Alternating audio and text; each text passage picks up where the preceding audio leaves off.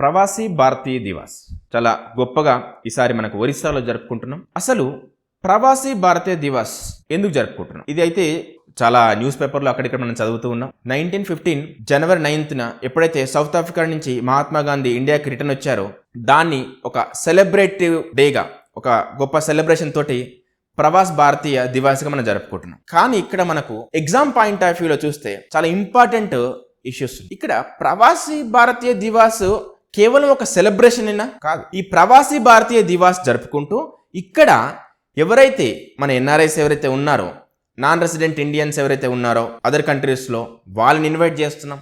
చాలా గొప్ప గొప్ప ఇండస్ట్రియలిస్టులు ఉన్నారు, చాలా గొప్ప గొప్ప కంపెనీస్కి సీఈఓస్ ఉన్నారు, వాళ్ళందరినీ ఇన్వైట్ చేస్తున్నాం. ఇక్కడికి ఇన్వైట్ చేయడంతో పాటు వాళ్ళని ఆ కంపెనీస్ని ఇక్కడ ఇన్వెస్ట్ చేయడానికి ఎంకరేజ్ చేస్తూ ఉన్నాం. గవర్నమెంట్ వాళ్ళకు ఇన్సెంటివ్స్ ప్రొవైడ్ చేస్తూ ఉంది. ఎన్ఆర్ఐస్ అనేది అయితే ఉన్నారో, లేకపోతే ఇండియన్ డయాస్పోరా అయితే ఉందో అది చాలా వాల్యుబుల్ అసెట్. మనకు దీనికి సంబంధించి ప్రీవియస్ క్వశ్చన్ కూడా, ఒక మెయిన్స్లో డైరెక్ట్ క్వశ్చన్ కూడా వచ్చింది. ఈ ఇండియన్ డయాస్పోరా సంబంధించిన క్వశ్చన్ మెయిన్స్లో ఒకసారి ఇండియన్ డయాస్పోరాని ఒకసారి మనం అబ్జర్వ్ చేస్తే, ఇండియన్ డయాస్పోరా మొత్తం కూడా ఒక రిచ్ డయాస్పోరా ఏం కాదు. కొంతమంది పూర్ పీపుల్ కూడా మైగ్రేట్ అవుతూ ఉన్నారు. ఫర్ ఎగ్జాంపుల్ ఇది కూడా డిఫరెంట్ ఫేజెస్ లో జరిగింది. కొలోనియల్ ఫేజ్ లో ఒకలాగుంది, పోస్ట్ కొలోనియల్ ఫేజ్ లో ఒకలాగుంది, ఇప్పుడు ఒకలాగుంది. అదేవిధంగా ఈ డయాస్పోరా కూడా డిఫరెంట్ కంట్రీస్ లో ఒక్కొక్కలాగుంది.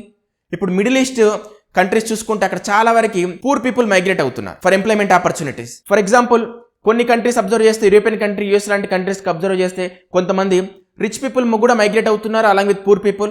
కొన్నిసార్లు ఇక్కడ ఈ మైగ్రేషన్ సంబంధించిన థియరీస్ కూడా మనం అప్లై చేసి చూడొచ్చు. Pull factors and push factors.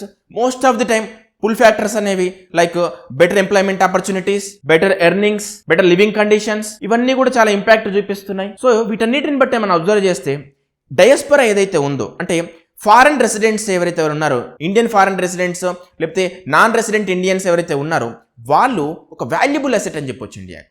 So వీళ్ళకు సంబంధించి మనకు ఇక్కడ గవర్నమెంట్ వాళ్ళ సేవల్ని గుర్తించడంతో పాటు వాళ్ళ ఇంపార్టెన్స్ ఎంత ఉంది, వాళ్ళు ఇండియాకి ఏం చేయగలరు, ఏం చేస్తున్నారు, ఏం చేయబోతున్నారు, సో దానికి సంబంధించి అన్నిటికీ ఏదైతే ఉందో వాటన్నిటికి సంబంధించి ఇక్కడ మనకు ప్రవాసీ భారతీయ దివాస్ జరుపుకోవడం, ఆ జరుపుకునే ఆ క్రమంలోనే వాళ్ళని ఇక్కడ ఇన్వెస్ట్ చేసేలాగా ఎంకరేజ్ చేయడం, మనకి ఇన్వెస్ట్మెంట్స్ వచ్చేలాగా వాళ్ళని ఒప్పించడం, వాళ్ళకి ఇన్సెంటివ్స్ ప్రొవైడ్ చేయడం, ఇవన్నీ కూడా ఈ ప్రవాస్ భారతీయ దివాస్ సందర్భంగా మనకు గవర్నమెంట్ అన్నది ఎంకరేజ్ చేస్తూ ఉంది. సో ఈ మధ్య మనం చూస్తూ ఉంటే ఈవెన్ స్టేట్ చీఫ్ మినిస్టర్స్ కూడా మనకు ఆంధ్రప్రదేశ్, తమిళనాడు, తెలంగాణ ప్లస్ అదర్ గుజరాత్ ఇలాంటి స్టేట్స్ చీఫ్ మినిస్టర్స్ కూడా ఏం చేస్తున్నారంటే మనకు చాలా ఫారెన్ సమ్మిట్స్లో పార్టిసిపేట్ చేస్తూ అక్కడ ఎన్ఆర్ఐస్ ఎవరైతే ఉంటారో, వెల్ సెటిల్డ్ ఎన్ఆర్ఐస్, ఇండస్ట్రీస్ అక్కడ ఎస్టాబ్లిష్ చేసిన వాళ్ళు, కంపెనీస్ అక్కడ ఎస్టాబ్లిష్ చేసిన వాళ్ళు ఎవరైతే ఉంటారో వాళ్ళని ఇండియాకు వచ్చి ఇన్వెస్ట్మెంట్ చేసేలాగా ఒప్పిస్తున్నారు.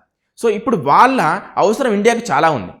ఒక ఇన్వెస్ట్మెంట్ ఒకటే కాదు, అక్కడ ఉన్న టెక్నాలజీని వాళ్ళు తీసుకొస్తున్నారు, అక్కడ ఉన్న నాలెడ్జ్ని తీసుకొస్తున్నారు. ఓకే, ఇంతకుముందు మనం బ్రెయిన్ డ్రైన్ అని చెప్పేసి మనం చాలా వరకు మాట్లాడుకునేవాళ్ళం. అంటే ఇక్కడ బాగా తెలివైన వాళ్ళు, బాగా చదువుకున్న వాళ్ళు ఫారిన్ కంట్రీస్కి మైగ్రేట్ అవుతున్నారని. ఇప్పుడు వాళ్ళని తిరిగి మళ్ళీ ఇక్కడికి తీసుకొచ్చి వాళ్ళ తెలివితేటలు ఏవైతే ఉన్నాయో, వాళ్ళ ఇన్వెస్ట్మెంట్స్ ఏవైతే ఉన్నాయో, వాళ్ళ టెక్నాలజీ ఏదైతే ఉందో ఇప్పుడు ఇండియాకు ఉపయోగపడేలాగా ఈ డెవలపింగ్ స్టేజ్లో ఈ వికసిత్ భారత్ అని ఏదైతే మనకు గవర్నమెంట్ ఇంటెన్షన్ ఏదైతే ఉందో, బై 2047 ఇండియా ఒక డెవలప్డ్ నేషన్ లాగా, అంటే 100 సంవత్సరాల భారతదేశం అనేది ఒక అభివృద్ధి చెందిన దేశం లాగా మనం ఏ విధంగా అయితే మనం చూడాలని అనుకుంటున్నామో దానికి వీళ్ళ హెల్ప్ అనేది మనకు చాలా అవసరం. సో దాన్ని గుర్తించి మనకు నేషనల్ గవర్నమెంట్ ప్రవాసీ భారతీయ దివాస్ అనేది జరుపుకుంటూ ఉన్నాం.